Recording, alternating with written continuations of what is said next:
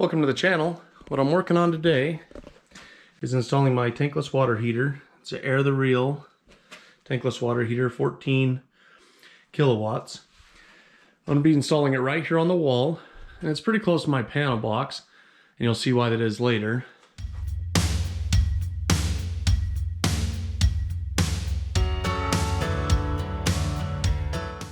So the reason we want this tankless water heater, we have an electric water heater.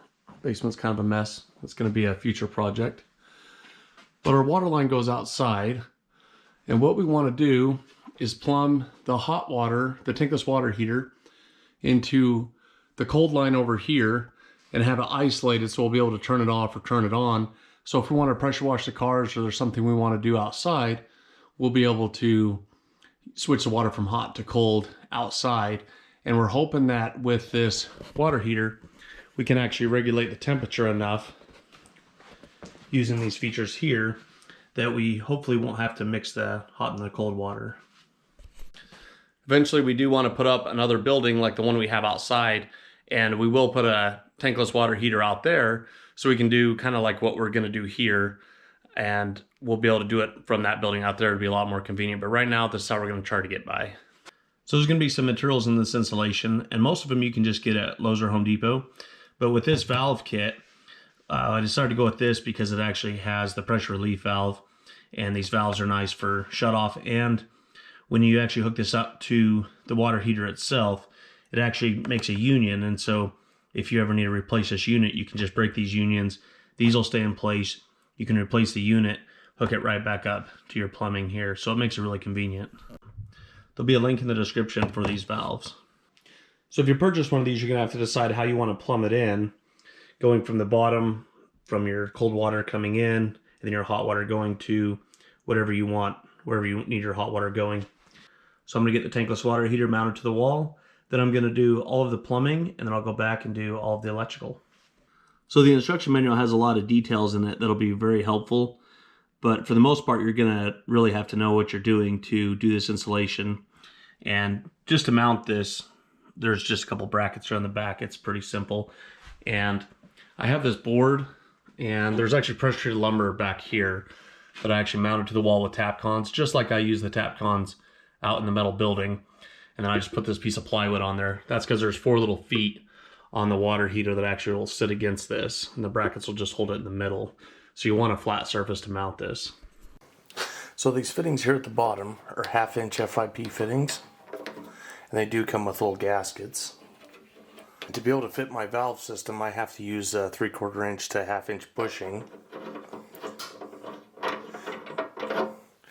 So what I'm going to do is I'm going to wrap Teflon tape around here and go ahead and connect my bushing.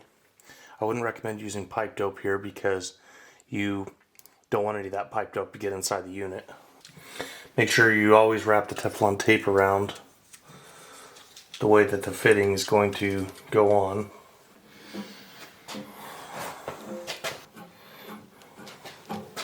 And be careful tightening down these fittings.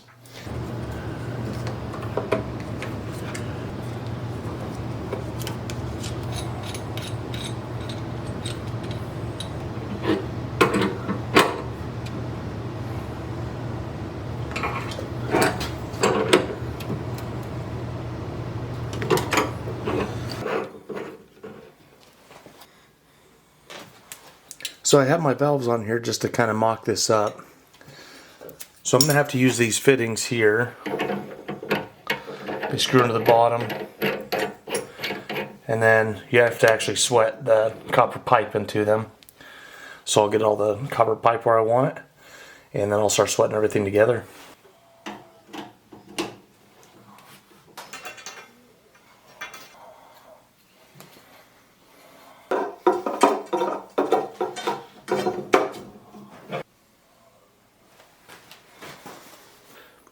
So what we're going to use to cut copper pipe is one of these little pipe cutters.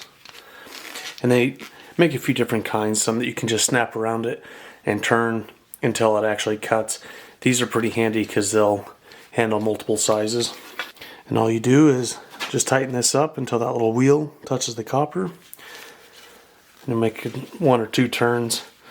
You'll see that it starts scoring the metal. You don't want to cut too fast. Kind of be patient with this. Make sure you get a good cut. And then this one I like, it has this little deburring tool. So there's a little bit of a ridge inside. And you can just kind of take that ridge out. So for those of you who are unfamiliar with how copper pipes get hooked together, essentially what you have is two different copper fittings. They get cleaned, so it's bare metal, so there's no impurities or anything on the outside like this writing and stuff. You'll need to scrape that off, and I'll show you the tool that I'm going to use. And you need to clean the inside of your fitting and then the outside of the pipe that you're going to be connecting, and then you use what's called solder that gets heated up, and that's what will actually bond, make a metal bond between these pieces of copper. And you use what's called a flux to put on there that'll actually kind of help finish cleaning the metal and make sure that the solder adheres really well to the copper pieces. So I've already pre-cut all my pieces, and so the next part is cleaning them. And I wouldn't recommend, and this is the tool that you're going to use to clean them, or something similar to this. They make some tools that have only this part or only this part, or they'll have like a little handle with this piece or this piece on there. I like this because it's kind of an all-in-one, and I do a lot of 1/2 inch and 3/4 inch copper, so these are really handy. So what you'll do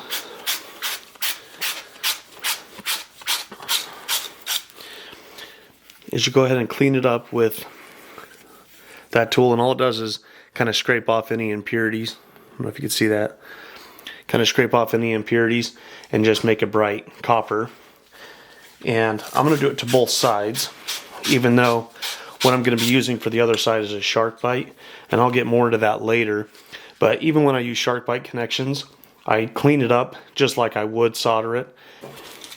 This is the same thing here. You go from the inside here, I don't know how well you can see it with the camera, but this is the unclean part, which just kind of looks like the outside, and this side is really shiny. So you can tell you've got all the garbage and any type of oxides or any impurities out of there. So this is the flux that you use to put on the copper ends, and this just kind of helps to clean it. And this is actually acidic, so it's a little bit dangerous. They make these little acid brushes that you'll want to apply it with, and until you get ready to solder, I wouldn't clean anything, and I certainly wouldn't apply this flux because it'll actually oxidize the copper, and it certainly won't solder well after you get this on here and let it sit for a little while. So after everything's clean, go ahead and get your flux on there. And you don't need a whole lot, but if you're new to it, maybe put a little bit extra on there just in case you end up putting the heat to it. Putting the heat to the metal a little bit too long, you might boil off most of the flux, so maybe put a little bit extra on there. And try not to get the brush contaminated if you can. And you can also see I've cleaned back a little bit further than the fittings are actually going to cover.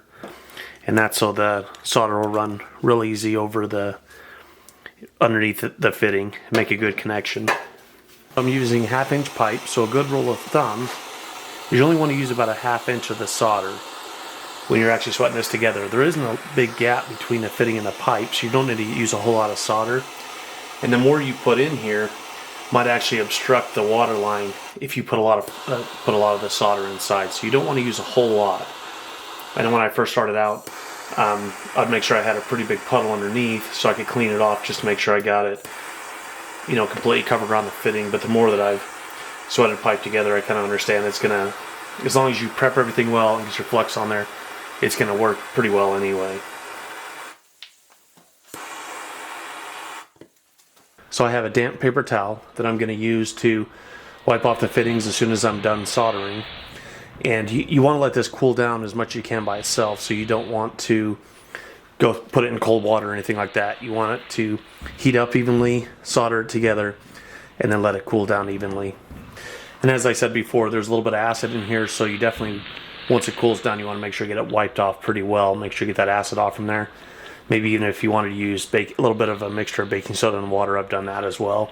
So on little pieces like this, it's really hard to use that tool to get these to get cleaned up. So what you can use is this wire mesh, And this stuff's really handy.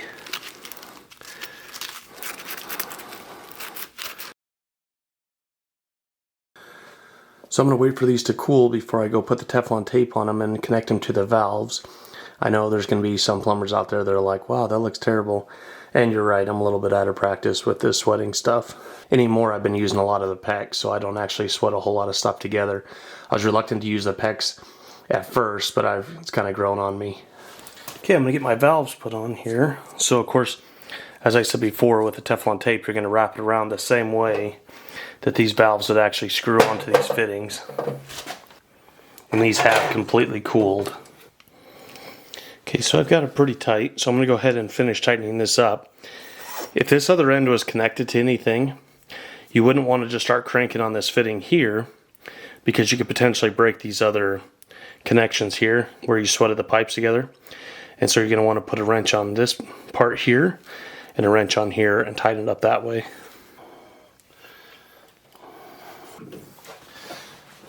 Okay, it's pretty close, and whenever I go to make my connection here, I'll get this lined up where I want it. And these do have washers that go in between here and the union, so make sure you get those washers in as well.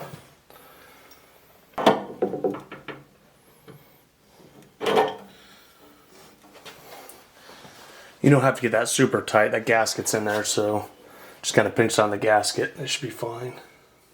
This kit's really nice because it comes with this pressure relief valve. You've probably seen these on your water heater. They're either on the top and there's a pipe that comes out and goes down, or it sticks out on the side and it goes down. This one's going to be just like the one on the side of a regular tank water heater. It's just going to go straight down.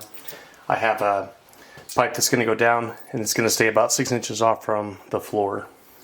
Then this part's going to be the part that actually threads in.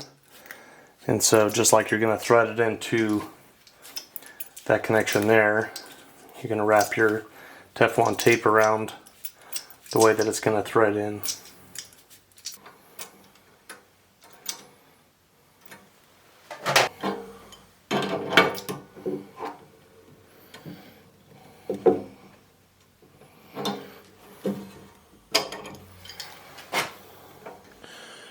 So I'm going to use a SharkBite fitting to make the T in here for my supply line coming in. I was a little reluctant to use these, once again, just like the PEX. I didn't really like using it that much. But I was using these in an apartment building, and I used a bunch of them, never had an issue with them. The one thing that I do is I do clean them up just like I would get ready to solder them. I still cut them and then de-chamfer, chamfer them, get all the garbage out of the middle, because they do slip over these little inserts here. And then just make sure there's no burrs on the outside, because there's a gasket that seals tight against the copper, so you want to make sure that there's nothing that'll damage that gasket. And then when you put these on there, they go in almost an inch, so you want to make sure you push them on and really make sure that they really seat. Sometimes what I did, especially when I started, is I would kind of put a mark on the pipe so I knew how far this thing needed to go on there. And so if it just went a little ways and I saw a bunch sticking out, I knew it wasn't seated properly.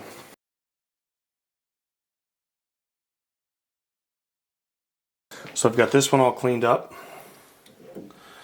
So you just push it on here and really get it to seat in there.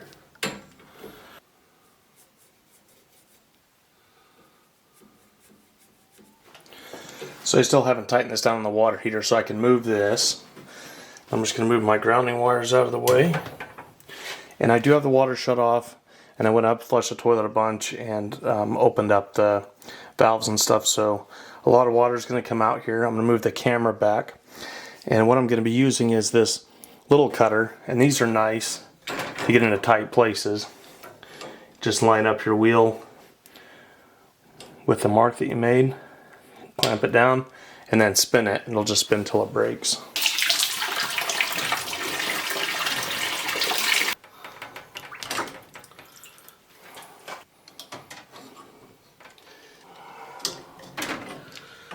And since this is another tight spot, I'm going to go ahead and use the mesh again.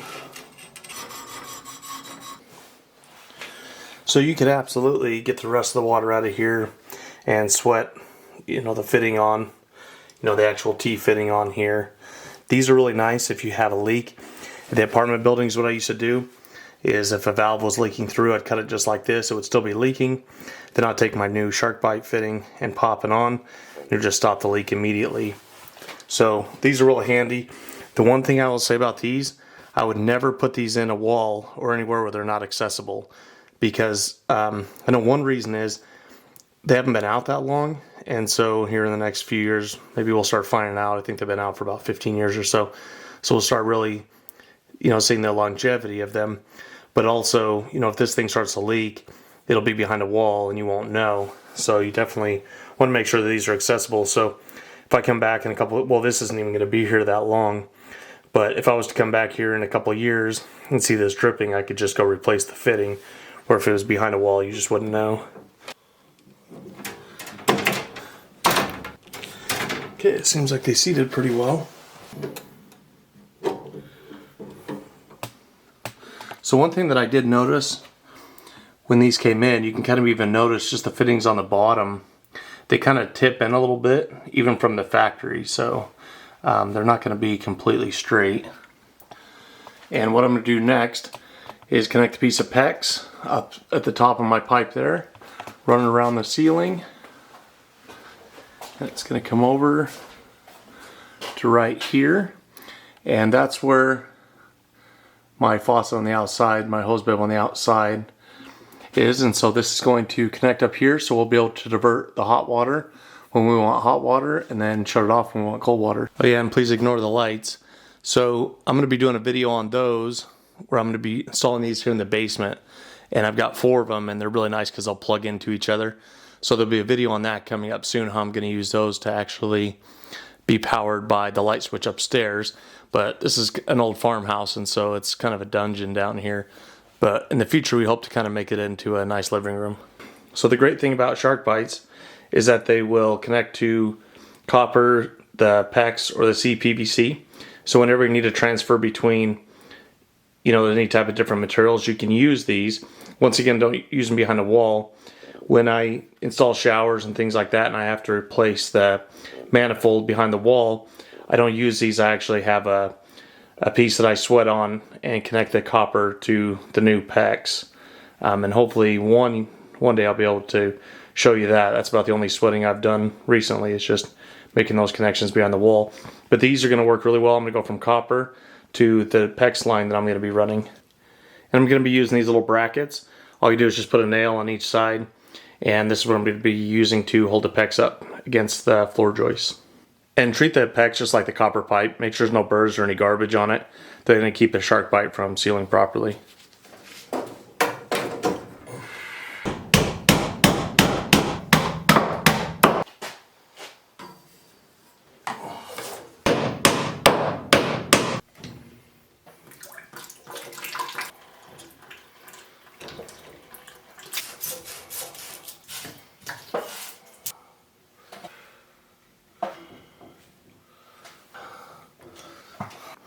So this is the tool that cuts the PEX. Just opens up all the way, and then it sits there and like ratchets down. Cuts right through it.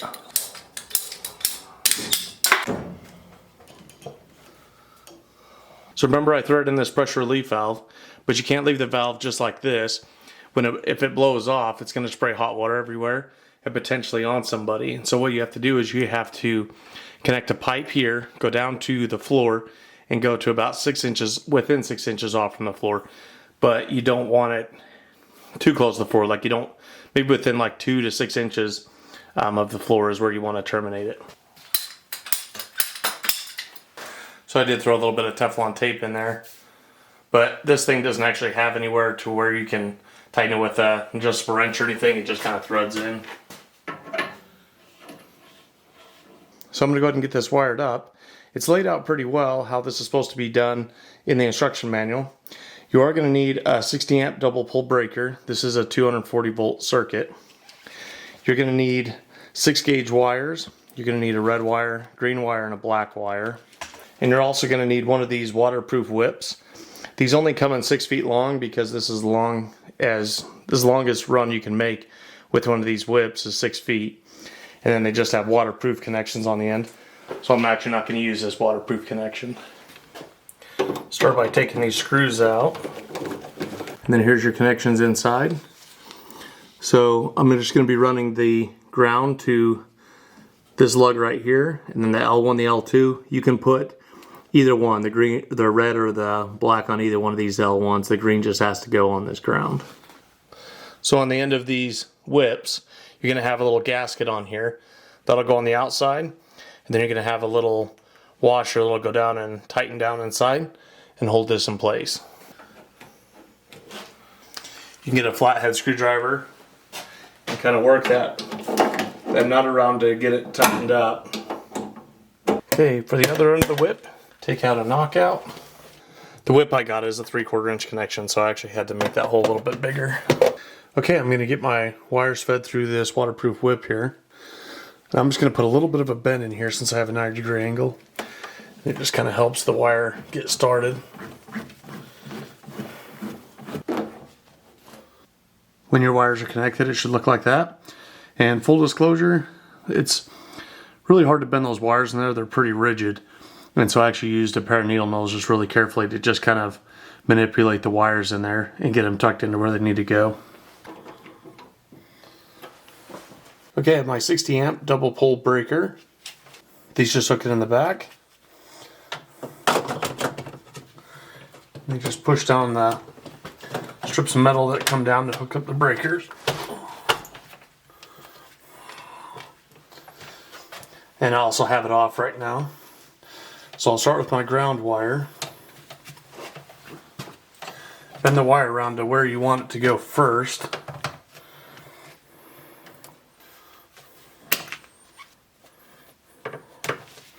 And make sure when you hook these up to the bus bar that you see copper coming out the other side. Make sure you have enough wire in there.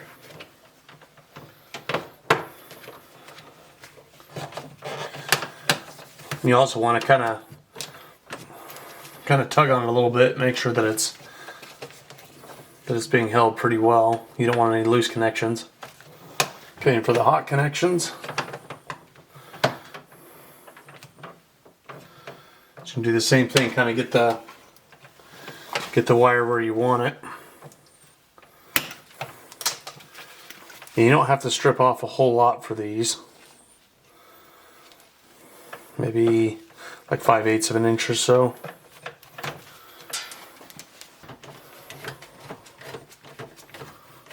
And these breakers are plastic, so you want to be careful not to crank down on them too much.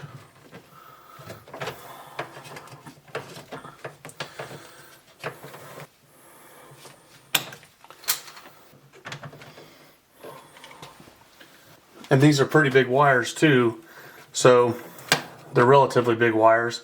So make sure they're not pulling on your breaker here. Make sure that everything's secure and they're just kind of laying in here.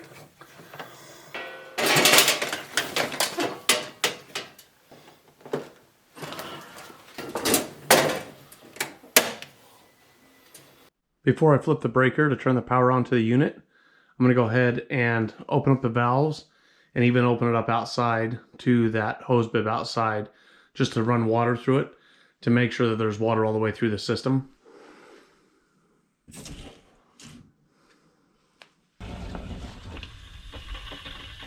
Until there's a lot of air in it.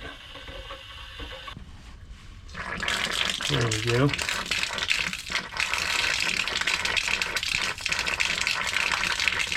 And that little bit of white foam is actually the flux that's washing through the system. That came from when I was soldering. So whenever you solder something together, you want to make sure you run water through it. You know, within a few days, make sure that you wash out that flux. So this little gun is about the best thermometer I have right now. So right now it's like 52 degrees. Okay, I'm gonna go turn on the water heater, see what we get after that.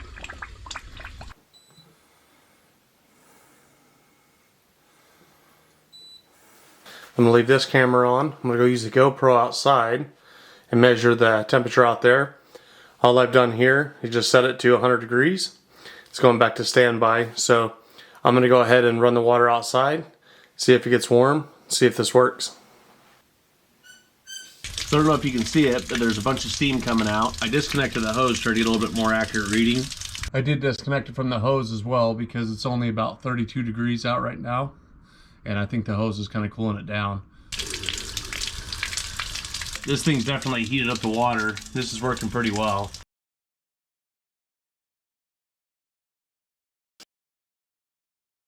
So the water heater works, getting hot water, and this is super easy to use. It's really nice. You just turn it on, or you can just sit here and just adjust the temperature that you want.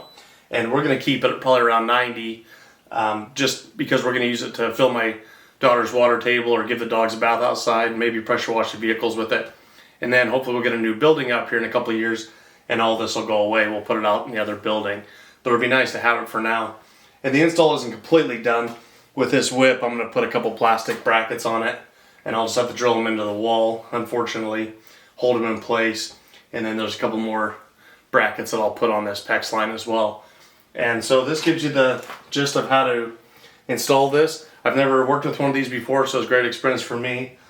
Another good thing about these as well is they're not that expensive, and the materials that I bought to hook all this up, including the valve set and everything, which there'll be a link in the description for the valves, for the set of valves. It was probably about $120. These units are a couple $100, and so for $300 and something, they're really a good investment. They'd be great for a cabin or just kind of an auxiliary, supplement to your house.